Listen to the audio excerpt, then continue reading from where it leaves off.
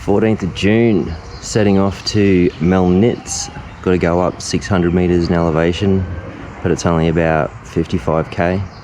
And it's supposed to rain, 89% chance of rain. I've wrapped up all my wet stuff in a bag because halfway through dinner it started raining. I had to scramble into the tent and I left everything I'd washed out in the rain, forgot about it, so it's all saturated. I don't know whether to hang it off the bike or leave it in the bag. If I leave it in the bag, it won't rain.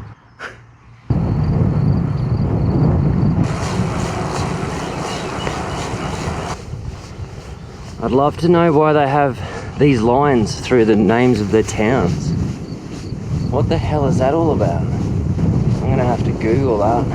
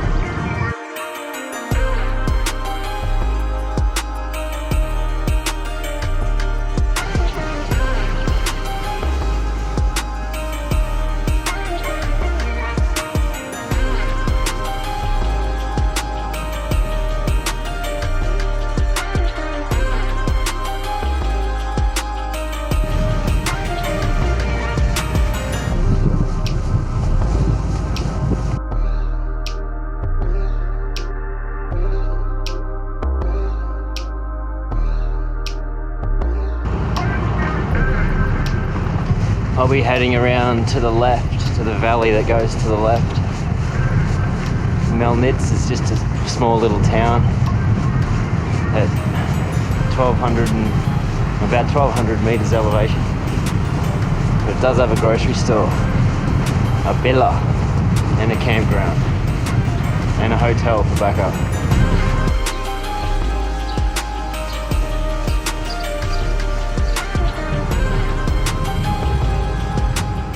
Banana break.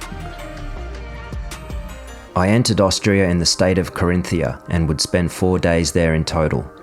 Carinthia is known for its breathtaking alpine scenery, pristine lakes and charming towns. As well as excellent cycleways, Carinthia has around 40 mountain bike trails with a route network covering around 3,000 kilometres. And with over 200 pristine lakes, Carinthia has a smorgasbord of outdoor activities.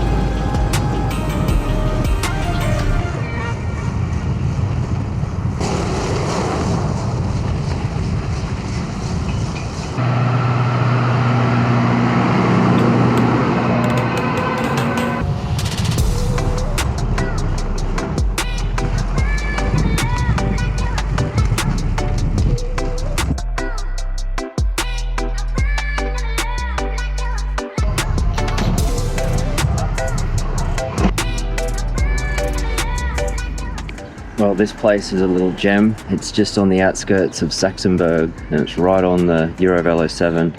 Best cappuccino I've had in 2000 Ks. Comes with cream, they bring out a little chocolate, little separate thing of milk if you want more milk.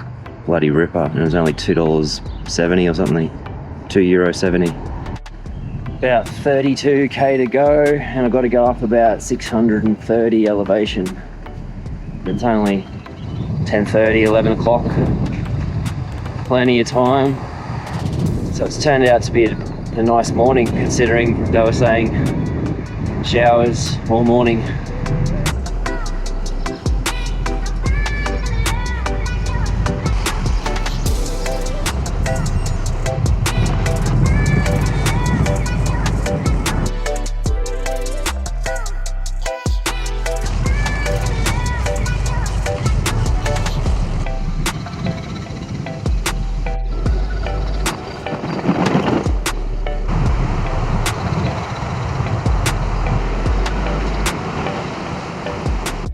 They stripped these big pine trees and turned it into a little Christmas tree at the top. an Austrian thing. Picnic time at the picnic table with a view. Well, I just met a lovely Austrian woman who lent me her tap to get some water, and she said I have to talk to her husband because I told her I was going over the pass, and she said, oh no, not possible. And luckily I decided to meet her husband, and he said he's a mountain biker, and he said I wouldn't do that pass with a touring bike. Too dangerous, it's too narrow, it's not rideable, and I'd have to take all the panniers off and carry them down separately and then walk back up and carry my bike down because it's super narrow, it's super steep, and it's just not rideable. Even mountain bikers carry their bike down. So now I'm faced with a decision to go to Melnitz and take the train through a tunnel, or take the alternate route around that this guy's given me. And I don't really know what I'm going to do yet. Well, I've decided to go the alternate route that he gave me. I've now got to do 62k. So now I've really got to haul my butt. And I've got to go up 630 meters or something. But it's not steep, he said. Melnitz, it's steep, but this way is not steep. So time to hammer.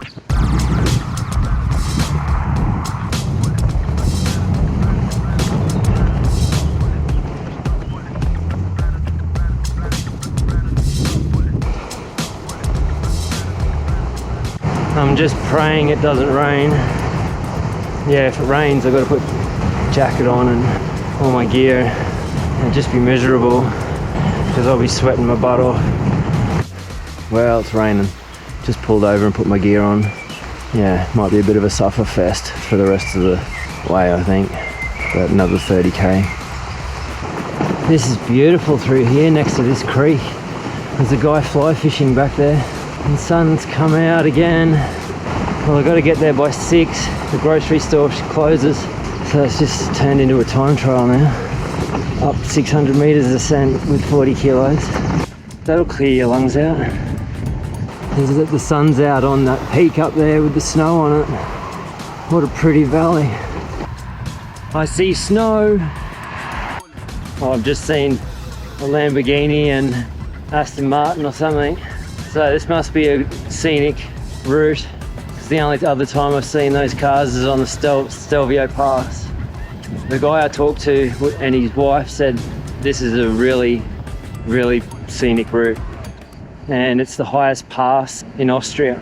That's a bit good consolation because I was really looking forward to tomorrow going over that other pass. Well, I went past a grocery store, and then 200 meters later I went past a campsite, and I'm about 10k from where I was going to go. And I've decided to just call it a day because I've got food and a campsite, and that's all I need. The weather window has turned into like a 3 or 4 day weather window. So I don't care if I just have a 10k day tomorrow just to get to the town that I need to launch from to go over this pass. I'll call it a rest day. Now I've got to figure out how I'm going to alter my route because I'm way off my route now. I'm all set up. I've got the same again, veggies and sausage and noodles, and it's so good. Loving it. Well, 15th of June, all packed up. Gonna head back into town. I only have to do 10k today to Hellingboot, I think, and that's where I launch to go over the Grossglockner pass tomorrow. So I go and have a coffee, and I have to fill in a few hours doing 10k, really slow. Yeah, easy day.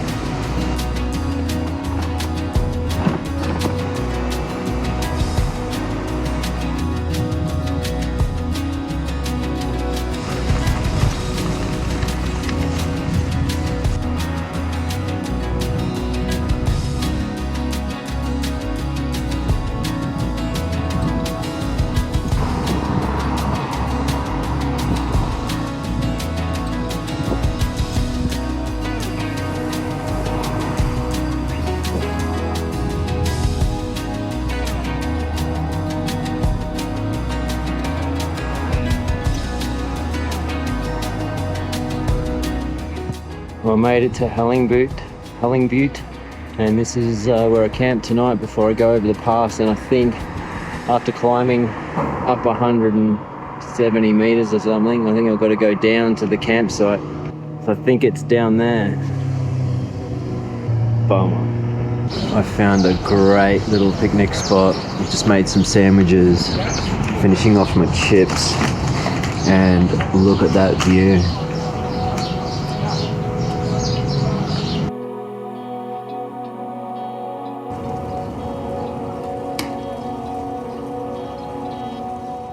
Can you believe it? They're playing Men at Work, Land Down Under, on the radio here.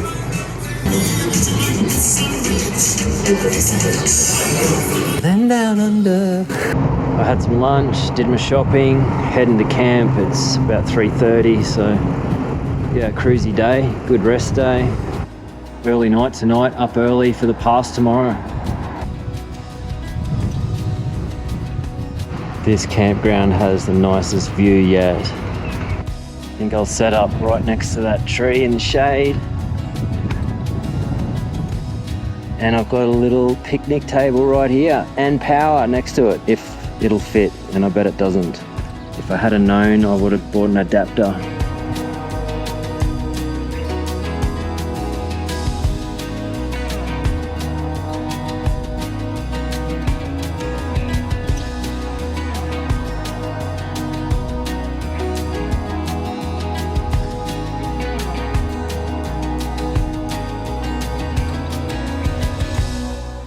I'm all set up. It's quite chilly. It's going to be a low of 5 tonight. It's probably going to be it'll be the coldest night of the trip, I would say.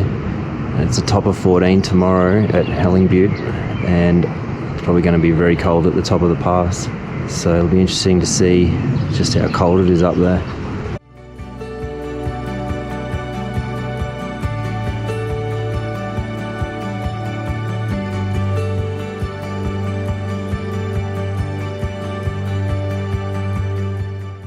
Okay, route notes. This is my original route from that day, going around to Melnitz, and then from Melnitz, I was supposed to go over this pass.